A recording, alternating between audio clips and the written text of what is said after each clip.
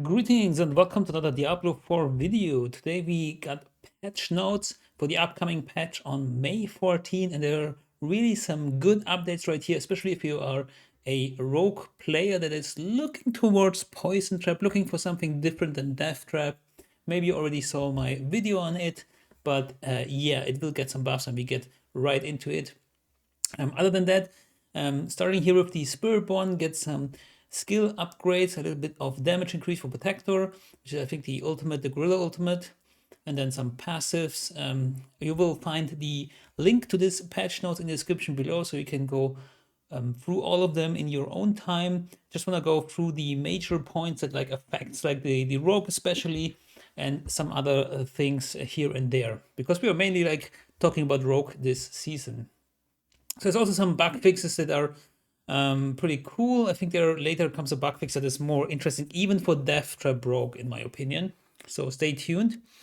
Barbarian, it seems here with the Gore's devastating grips, it now will make do damage based on the damage per second rather than damage per tick, which in the developer's note says it's roughly 100% damage increase. Well, this will be insane for all the spin to win barbarians out there. This might be a way to make Whirlwind really great again. Other than that, Twin Strikes got some buffs. Aspect of Diablo, we're not really gonna go into detail. I guess Druid got some Law of Earth and Might and Perfect Storm. I think these are key passives that can both be active when there's like this new unique where you're in human form. Then this is it, the Geflin's Birthright, the one I'm speaking about. Required critical hits reduced from 400 to 200 to 300 to 150. Boss critical hits also reduced, and then movement speed while in human form increased even further. So this is kind of nice. You can have these unique effect more often because you need less critical hits. And I think the unique effect is that you get like Earthmight and Perfect Storm, if I'm not mistaken, simultaneously. As you can see, it's like huge damage increases. Other than that, Necromancer also got some love, especially for summoning, damage bonus increase for Skeletal Priest, as well as the aspect of reanimation, and the Sangui War got hugely buffed from 60 to 400% more inherent summon damage. So there you go, all the summon Necromancer. Now the juicy part is the Rogue Poison Trap. Poisoning damage got increased from 450% to 612%. I wonder how this will affect the per point or per rank increase. Is it like 612 per rank or something like that? We will see, but in any case, this is a good buff nonetheless, because buffing the base damage is always great.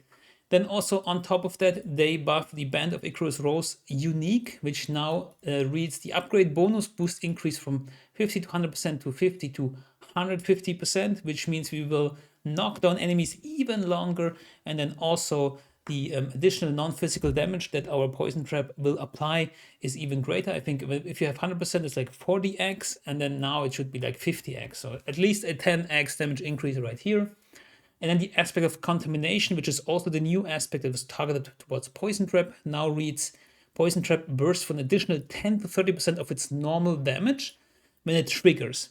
If that critical strikes, you deal 20-40% increased poison damage for 9 seconds. So now, before it was just a flat damage amount, and now it's like based on how big or how good your poison trap is. This is like huge. It will give us a lot of burst damage. I'm looking forward to this.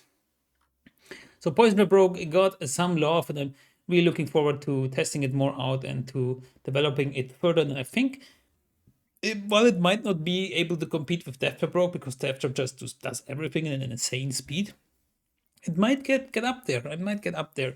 We will see. Then another sorcerer, a little bit of love to the Hail of Velglass. So Ice Shards got a little bit more love. They buffed it. So if you are trying that out, you can also be glad for some buffs.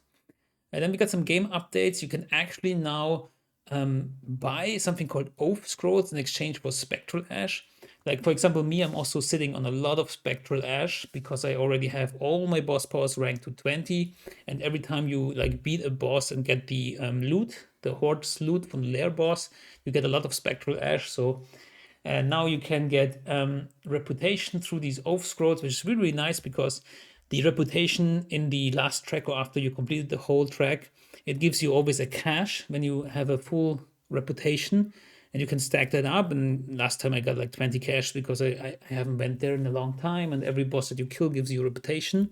And this cache has a lot of ancestral gear, a lot of ancestral gear. It's really, really good, and it's probably the best cache out there.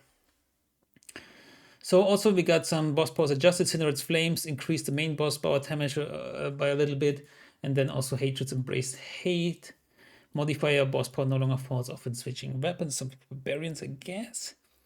The icon for Apparition, there's nothing really interesting. I saw like a bug fix for Death Trap, bro. Where is it?